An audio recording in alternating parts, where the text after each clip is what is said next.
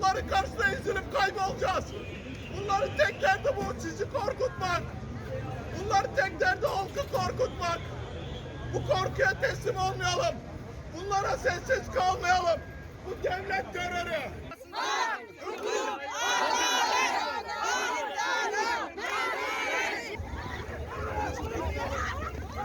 Geçip kenara çıkıyor.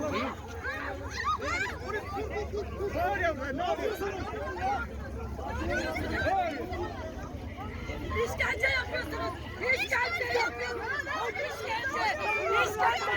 Kürdistan faşizme mezar olacak. Kürdistan faşizme mezar olacak.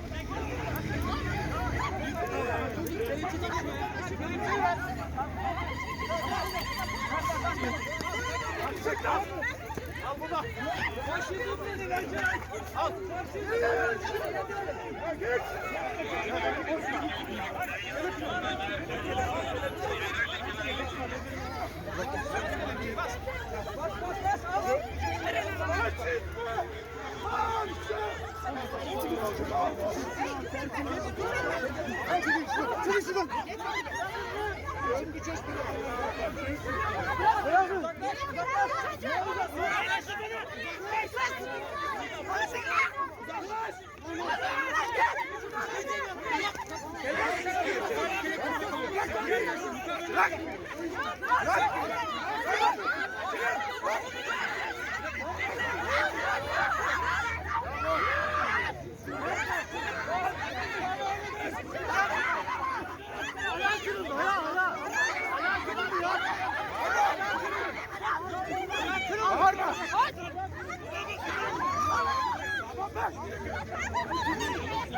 Ayağını kırdınız.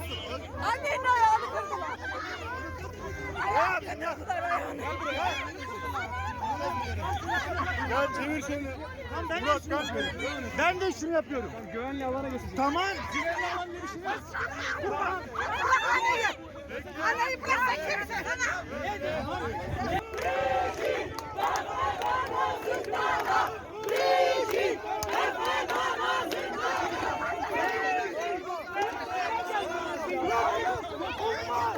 Dokunma!